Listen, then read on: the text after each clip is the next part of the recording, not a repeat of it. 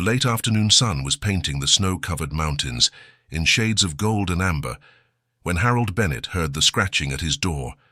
What he saw when he opened it would shatter 3 years of carefully constructed solitude. A golden retriever stood there, her golden coat matted with snow and dirt, her chest heaving with exhaustion. But she wasn't injured. She wasn't seeking shelter. The way she lowered herself to the ground, the way her dark eyes locked onto his with an intensity that seemed almost human, the desperate whine that escaped her throat. Harold had lived 72 years on this earth, but he had never seen an animal beg quite like this. Before we continue with this incredible story, make sure you're subscribed to our channel for more heartwarming tales, and tell us in the comments, has your pet ever asked you for help in a surprising way?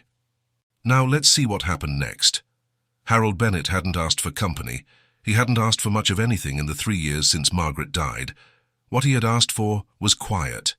His cabin, tucked deep into the foothills of the Rocky Mountains, had become less a home and more a refuge, a place where memories could be sealed away, where grief stayed contained, and where the world couldn't reach him. He didn't know it yet, but before nightfall that isolation would be tested in a way he never could have imagined. The winter of 2024 had been unforgiving. Snow arrived early in November and never truly left. Storm after storm buried the land in white, turning familiar paths into something hostile and uncertain. Harold didn't mind. If anything, the silence suited him. His weekly supply run into town was more than enough human contact.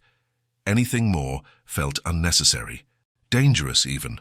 That Thursday afternoon he finished stacking firewood on the porch, just as the sun began to dip behind the peaks. Long shadows stretched across the snow. The temperature dropped fast, the kind of cold that settles into your bones without asking permission. Harold glanced at the sky. 90 minutes of daylight, maybe less. He reached for the door handle. That's when he heard it. Not wind, not settling snow, not the distant cry of ravens. Breathing. Close, heavy, urgent. Harold froze. In these mountains, surprises were rarely harmless. Bears were uncommon this late in the season, but not impossible. Mountain lions even less so, but still a risk. His hand moved instinctively toward the rifle mounted beside the door. Then came the sound that changed everything. A scratch. Not violent, not aggressive, deliberate, insistent. Harold swallowed and slowly pulled the door open. Rifle raised. The golden retriever sat there as if she'd been waiting all day. Her fur was tangled with pine needles, crusted with snow. She wasn't clean, but she wasn't starving either. What caught Harold off guard wasn't her condition. It was her eyes, clear, focused, intelligent. This wasn't a lost dog wandering aimlessly. This wasn't an animal seeking warmth. This was a dog with a purpose. Before Harold could speak, before he could even process what he was seeing, the dog lowered herself to the ground. Not submission, supplication. Her front legs stretched forward, her head bowed low. From her chest came a sound that wasn't quite a whine and wasn't quite a cry, something desperate, raw, unmistakable. Then she looked up at him, and something in Harold's chest tightened, a sensation he hadn't felt in 3 long years. Connection. The dog stood abruptly, took a few steps toward the tree line, then stopped and looked back at him. "Follow me." The message was unmistakable. Harold shook his head. He had to be imagining this. Dogs didn't communicate like that, not with clarity, not with intention. The golden returned. This time, she gently took the fabric of his worn work jacket between her teeth. No bite, no pull, just enough pressure to be understood. She tugged once. Firm, insistent. Harold instinctively pulled back. The dog released immediately, then lowered herself again, repeating the gesture, this time adding a sound that felt almost pleading. Her paws lifted slightly, as if in prayer. Harold's throat tightened. "What do you want from me?" he asked. His voice came out rough. It had been days since he'd spoken out loud to anything but himself. The dog barked once, sharp, clear, then ran several feet toward the forest. She stopped, turned and locked eyes with him. She wasn't asking, she was begging. Harold looked at the darkening sky, at the warmth inside his cabin, at the fire he'd just built, at the coffee cooling on the stove. Then he looked at his hands, stiff, arthritic, and at the snow beyond his cleared path. Finally, he looked back at the dog. She sat directly in front of him now, tail completely still. The sound coming from her chest was so painfully human in its desperation that it sent a chill through him that had nothing to do with the cold. For 3 years, Harold had avoided attachment, avoided emotion, avoided anything that might crack the shell he'd built to survive. But standing there, watching an animal plead for help with every fiber of her being, something in that shell fractured. "All right," he heard himself say. "All right, I'll follow." But this better be important. The change in the dog was immediate. She stood, tail beginning to wag, and only then did Harold realize something important. She wasn't malnourished. She wasn't neglected. This was a cared-for dog, which meant someone was missing her, which meant this wasn't about her at all. Harold grabbed his coat and a flashlight. After a brief hesitation, he left the rifle behind. Whatever waited out there, he didn't think a gun was the answer. The Golden waited until he stepped off the porch, then set off toward the forest, fast enough to urge him forward, slow enough to keep him close. As Harold trudged through the snow behind a dog he'd known for barely 5 minutes, a strange thought crossed his mind. Maybe isolation really had made him crazy. Margaret would have laughed. She always said he took life too seriously, that sometimes the right thing didn't make sense until after you did it. The dog moved with purpose, stopping every few moments to make sure he was still there. When he caught up, she waited, just long enough, then continued. They were heading west, toward the steeper foothills, toward terrain Harold hadn't set foot on in months. His knees burned, his lungs protested in the cold air. "Where are you taking me?" he called out. The wilderness swallowed his words. The dog didn't slow down. The sun sank lower, casting that fragile late winter light, the kind that makes everything feel both beautiful and dangerously temporary. And without realizing it, Harold Bennett walked deeper into the snow, toward a moment that would change the rest of his life. They had been walking for 15 minutes when Harold realized just how far from his cabin they'd traveled. The familiar landmarks had given way to terrain he hadn't explored in years. The snow was deeper here, untouched by human footprints, and the forest had grown denser. The golden retriever moved with the confidence of someone who knew exactly where she was going.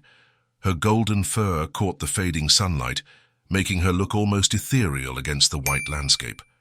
She'd glance back at Harold every few steps, and in those glances he could see something that looked remarkably like gratitude, mixed with urgent determination. Harold's breath came in heavy puffs of white vapor. His legs ached, and the cold was starting to seep through his layers despite the exertion. He wasn't a young man anymore. 3 years of self-imposed isolation hadn't done his physical condition any favors. "I hope whatever this is, it's worth the hypothermia," he muttered, but he didn't stop walking. The dog paused at a fallen log, waiting for Harold to catch up.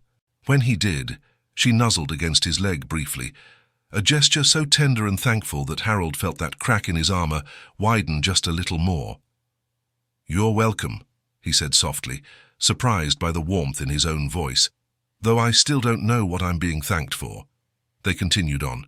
The forest here was beautiful in its winter stillness. Icicles hung from branches like crystal chandeliers, and the snow had created strange, sculptural formations on the rocks and fallen trees. Under different circumstances, Harold might have appreciated the beauty.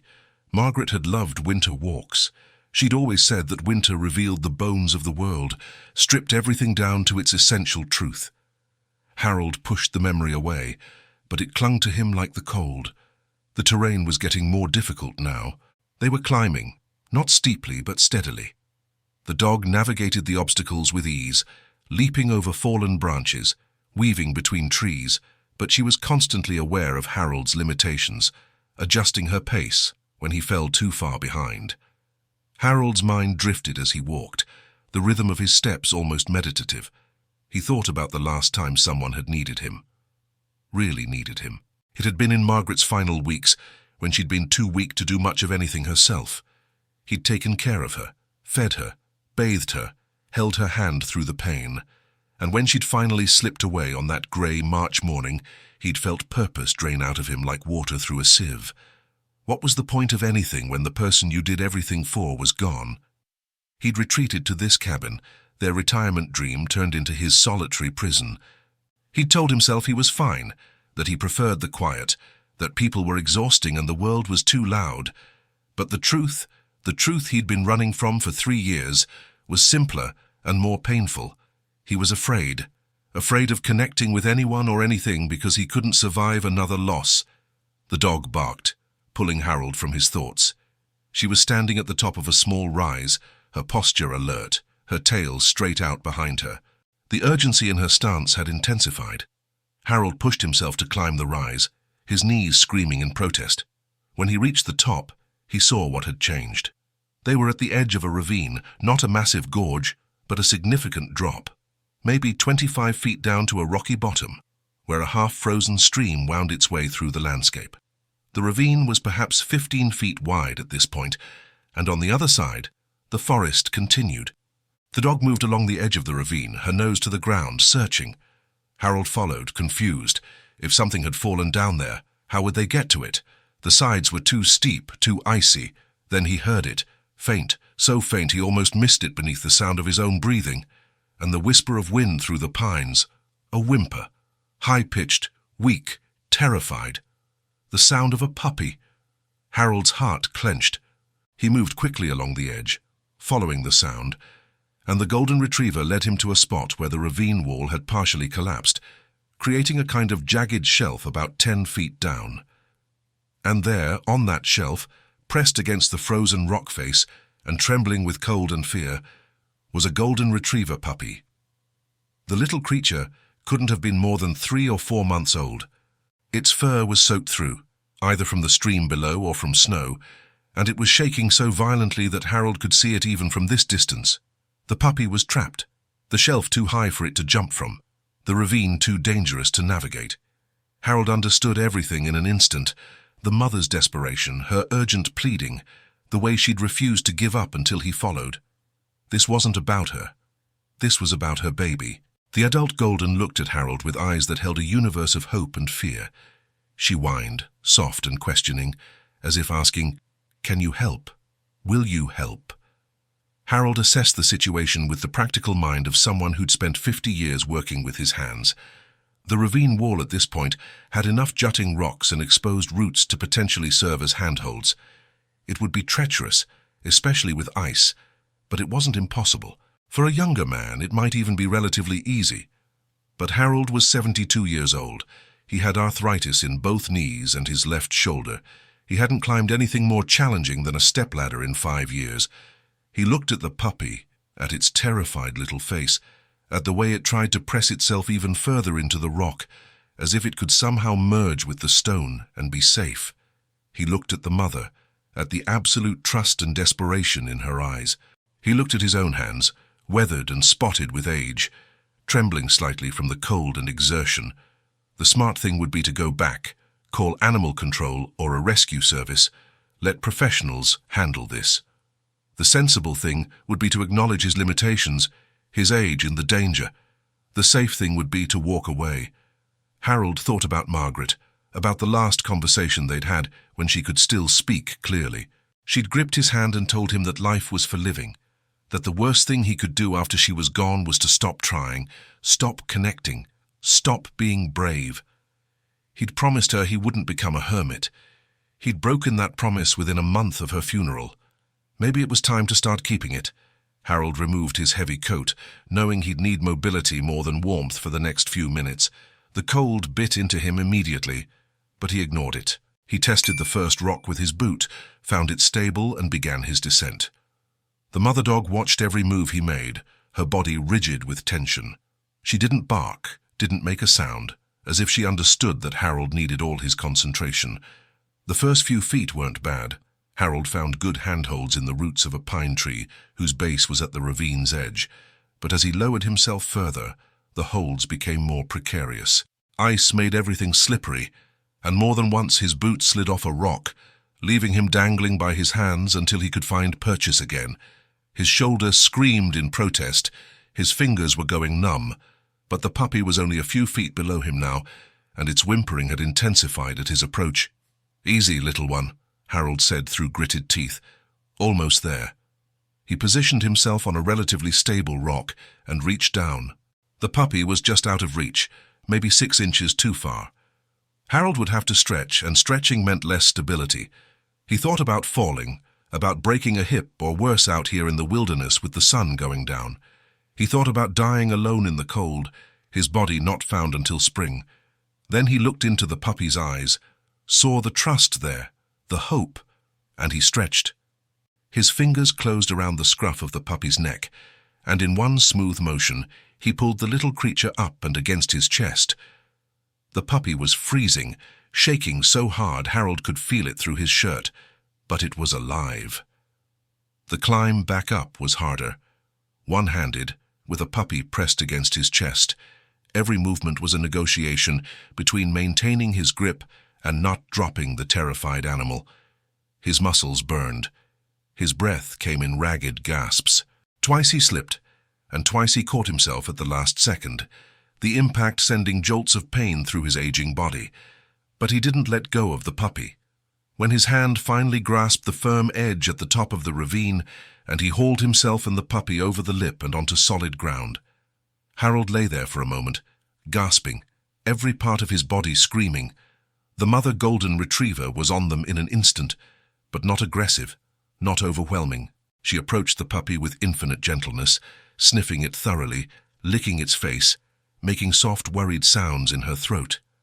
The puppy responded weakly, pressing into its mother's warmth. Then the mother did something that made Harold's eyes sting with something that wasn't from the cold. She left her puppy for just a moment, walked to where Harold still lay catching his breath, and laid down beside him, pressing her warm body against his cold one. She licked his face once, gently, then rested her head on his chest. "Thank you," that gesture said. "Thank you for saving my baby." Harold's hand came up automatically to stroke her head, his frozen fingers burying themselves in her thick, warm fur. "You're welcome," he whispered. And for the first time in 3 years, Harold Bennett cried. The journey back to Harold's cabin took twice as long as the journey out. The puppy was in bad shape, too weak to walk, so Harold carried it inside his coat, pressed against his chest where his body heat could do the most good. The mother walked close beside him, occasionally stretching up to sniff her baby, reassuring herself it was still there, still alive. The sun had set completely by the time Harold's cabin came into view, but the moon was bright, reflecting off the snow and providing enough light to navigate by. Harold had never been so grateful to see his porch light, that single bulb he always left on, or a habit from his married days that he'd never broken. Getting inside was a relief that bordered on physical pain. The warmth hit him like a wall, and his body immediately began the painful process of thawing out. His fingers were white and numb, his knees barely functioning, but the puppy was alive, and that was what mattered. Harold set the shivering puppy on the rug in front of the fireplace, and quickly added more wood to bring the fire back to life. The mother immediately curled around her baby, licking it vigorously, trying to warm it with her own body heat. Harold grabbed towels from the bathroom and knelt beside them, gently drying the puppy's soaked fur. The little creature barely responded, its eyes half closed, its breathing shallow. It was suffering from exposure, possibly hypothermia. Harold had enough experience with mountain winters to recognize the signs. He heated water on the stove, tested it to make sure it was warm but not hot, and used it to wet a cloth that he gently rubbed over the puppy's body, helping to restore circulation. The mother watched his every move but didn't interfere, as if she understood he was trying to help. After 30 minutes of careful warming, the puppy's condition began to improve. Its shivering became less violent, its breathing steadied, and eventually it opened its eyes fully and looked around with something approaching alertness. The mother's relief was palpable. Her tail began to wag, and she licked her puppy with renewed vigor, making soft, encouraging sounds. Harold sat back on his heels, exhausted but satisfied. His hands were still shaking, partly from cold, partly from the adrenaline crash. His entire body ached. But watching the mother tend to her baby, seeing the puppy slowly come back to life, He felt something he hadn't felt in years. Purpose. He checked both dogs for collars and found them on the mother, a sturdy leather collar with a tag that read Daisy and provided an address in town. There was also a rabies vaccination tag, current and up to date. These weren't strays. Someone was missing them. Harold looked at the address and felt a flicker of recognition. It was on Maple Street, the residential area on the south side of town, a good family neighborhood. He'd driven past it dozens of times. The question was, how had they ended up all the way out here? His cabin was at least 5 miles from town, much of it through rough terrain. For a mother and puppy to have traveled that far suggested something had gone very wrong. The puppy, now significantly warmer and more alert, began to nurse, and Daisy settled into the rug with a deep sigh that spoke of exhaustion and relief. Within minutes, both dogs were asleep, the puppy curled tight against its mother's belly. Harold made coffee, his hands still shaking slightly as he poured it. He stood at the window, looking out at the moonlit snow, and thought about the last few hours. He'd risked his life for a puppy he'd never met, followed a dog he didn't know into the wilderness, all because something in him couldn't say no to that desperate, pleading look. Margaret would have done the same thing. She'd always been the one to rescue injured birds, to stop for turtles crossing the road, to leave food out for stray cats. She'd believed that every life had value, that every creature deserved compassion. Harold had forgotten that somewhere along the way. Or maybe he'd just forgotten that he deserved compassion too, that isolating himself wasn't protecting him from pain. It was just a different kind of dying. He looked at the sleeping dogs, at the peaceful rise and fall of their breathing, and made a decision. Tomorrow he'd drive them into town, find their owners, return them to their family. But tonight, they were safe. Tonight, they had warmth and shelter, and someone watching over them. And tonight, for the first time in 3 years, Harold Bennett didn't feel alone. He set up a makeshift bed for himself on the couch, not wanting to leave the dogs alone in case the puppy's condition worsened during the night. As he lay there, staring at the ceiling, listening to the soft sounds of canine sleep, Harold thought about second chances, about the strange ways life pulls you back when you try to check out early. A dog had appeared at his door and begged him for help, and in helping her he'd somehow helped himself. Harold fell asleep with that thought, and for the first time in 3 years, his sleep was dreamless and deep. Harold woke to the sensation of warm breath on his face and opened his eyes to find the puppy standing on his chest, tail wagging, looking at him with bright, curious eyes. The little creature was completely transformed from the half-frozen, terrified animal of the night before. Now it was all puppy energy, bouncing and playful, apparently none the worse for wear. Daisy sat nearby, her tail sweeping the floor, watching the interaction with what could only be described as approval. Harold couldn't help but smile, his first genuine smile in longer than he could remember. He scratched the puppy behind its ears, and it responded by trying to lick every part of his face it could reach. All right, Harold laughed, actually laughed, as he gently moved the puppy aside and sat up. Let's get you both some breakfast. He didn't have dog food, of course, but he scrambled some eggs and shared his morning toast, which both dogs accepted gratefully. While they ate, Harold made himself presentable, changing into clean clothes and running a comb through his grey hair for the first time in days. The drive into town felt surreal. Harold hadn't had passengers in his truck since Margaret's funeral, and certainly never canine ones. Daisy sat in the passenger seat with surprising dignity, while the puppy occupied an old box in the back, occasionally popping up to look around with enthusiastic interest. The address on Daisy's collar led Harold to a modest blue house with a well-kept yard, or what would be well kept under all the snow. There was a child's swing set visible in the backyard, and a small wooden sign near the door that read, "The Morrison Family." Harold had barely put the truck in park before the front door flew open, and a man in his mid-30s came running out, followed closely by a woman and 2 small children. "Daisy!" the man shouted, and the dog's response was immediate. She leaped from the truck and bounded toward her family, her tail a blur of motion. The reunion was joyful chaos, with the children throwing their arms around the dog, the parents kneeling in the snow, everyone talking at once. Harold retrieved the puppy from the back of the truck and approached more slowly. The moment the family saw him carrying their puppy, the mother burst into tears. "You found them," she said, her voice breaking. "You found them both." The father stood, his own eyes bright with emotion, and extended his hand to Harold. His name was David Morrison, and the story he told was heartbreaking in its simplicity. 3 days ago, Daisy and her puppy had been in the backyard when a gate latch had failed. By the time the family noticed, both dogs were gone. They'd searched everywhere, filed reports, posted on social media, driven around for hours. Nothing. The temperature had dropped, and they'd feared the worst, especially for the puppy.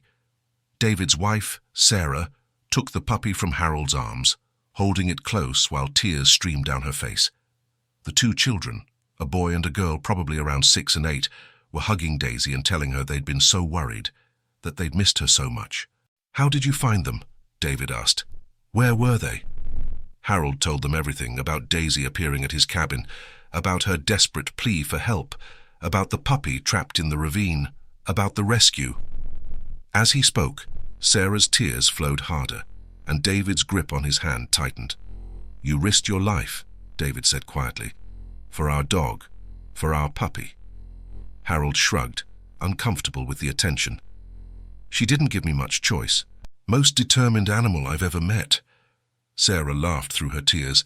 "That's Daisy. She's been like that since we got her. She knows what she wants, and she doesn't give up." The little girl, whose name Harold learned was Emma, looked up at him with solemn eyes. "Thank you for saving them, mister. Daisy's my best friend." Something in Harold's chest tightened and released at the same time. He knelt down so he was at Emma's level. "She's a very special dog. You take good care of her, all right?" Emma nodded seriously, then surprised Harold by hugging him, her small arms barely reaching around his neck. David insisted that Harold come inside for coffee, that it was the least they could do. Harold's instinct was to decline, to retreat back to his cabin, to his solitude. But when he looked at this family, at their joy and relief, at the way they looked at him with such gratitude, he found himself saying yes. Inside, the Morrison home was warm and lived in, full of the cheerful chaos of family life. Photos covered the walls, showing the kids at various ages, family vacations, holiday celebrations. It was everything Harold's cabin wasn't. Over coffee, David and Sarah told Harold about their family. David was a contractor. Sarah taught elementary school. They'd moved to this mountain town 3 years ago, looking for a quieter life, a better place to raise their kids. They'd gotten Daisy as a puppy 2 years ago, and she'd become such an integral part of their family that her disappearance had devastated everyone. The puppy, whose name was Scout, had been born just a few months ago. Daisy had been an excellent mother, and the family had decided to keep one of her puppies rather than finding it another home. Harold found himself talking too, more than he had in years. He told them about Margaret, about their life together, about how he'd retreated after her death. He didn't know why he was sharing all this with strangers, but somehow it felt right, felt necessary. Sarah reached across the table and squeezed his hand. "Grief is so hard," she said softly, "and isolation can feel like protection, but it's really just another kind of loss." Harold nodded, unable to speak for a moment. As he was preparing to leave, David walked him to his truck. "Listen," he said, "I know you probably value your privacy out there, but if you ever want company, or if you just want to see how Daisy and Scout are doing, you're always welcome here. Any time. I mean that." Harold was about to give a polite but non-committal response when Emma came running out, still in her socks despite the snow. She thrust a piece of paper at Harold. It was a drawing she'd made, showing a stick-figure man with grey hair standing next to 2 golden dogs. In a child's careful letters, she'd written, "Thank you for being a hero." Harold took the drawing with hands that had started to shake again, but not from cold this time. "I'll hang this up," he promised Emma, and he meant it. As Harold drove away, he looked in his rearview mirror and saw the Morrison family waving from their porch, Daisy and Scout sitting with them, the perfect picture of wholeness and love. The next few weeks brought changes to Harold's life that he never could have predicted. He found himself driving into town more often, accepting David's open invitation to visit. Emma and her brother Jack loved showing him Scout's progress. how the puppy was learning new tricks, growing stronger every day. Daisy always greeted Harold with special enthusiasm, as if she remembered exactly what he'd done for her family. Sometimes Harold would take her and Scout for walks in the woods near his cabin, with David's permission, of course. The dogs seemed to love the familiar territory, and Harold found that their companionship made the wilderness feel less empty. Sarah introduced Harold to other people in town, and slowly, reluctantly, but inevitably, Harold found himself rejoining the world he'd abandoned. He started having coffee at the local diner again. He joined a book club that met at the library. He even agreed to help David with some carpentry work, his old skills coming back like muscle memory. One evening, about a month after the rescue, Harold was at the Morrison house for dinner. It had become a weekly tradition, something Harold looked forward to more than he wanted to admit. As they sat around the table, Emma asked him a question that had obviously been on her mind. "Mr. Harold, were you lonely before Daisy came to your door?" The adults at the table tensed, but Harold smiled gently at the little girl's directness. "Yes, Emma," he said honestly. "I was very lonely. I just didn't realize how lonely until your dog showed me I didn't have to be." Later, as Harold drove home under a sky full of stars, he thought about that afternoon when a desperate golden retriever had appeared at his door. She hadn't just been asking for help for her puppy. In a way, she'd been offering help to him too. She'd given him a reason to try again, to connect again, to live again. Harold pulled up to his cabin and sat in the truck for a moment, looking at his home. It didn't feel like a fortress anymore.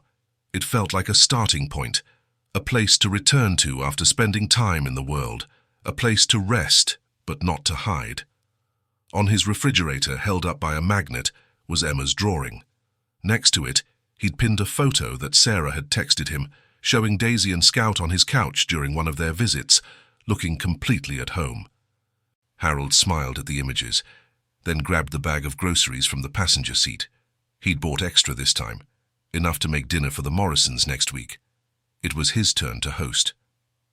As he walked toward his door, Harold heard the sound of an engine approaching and turned to see David's truck pulling up. The window rolled down, and David called out, "Sarah wanted me to bring you some of her famous apple pie. She made extra." Harold walked over to accept the pie, still warm from the oven, and found himself saying, "Stay for a bit. I just made coffee." David grinned. "I was hoping you'd say that."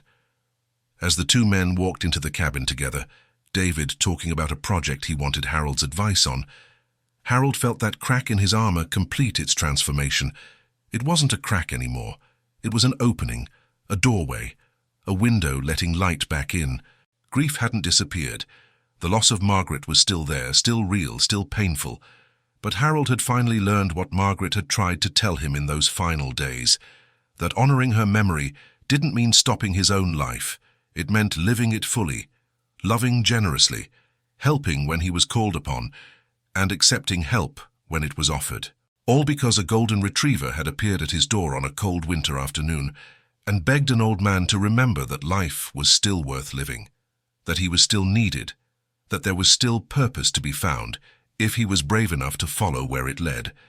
Sometimes salvation comes in the form we least expect.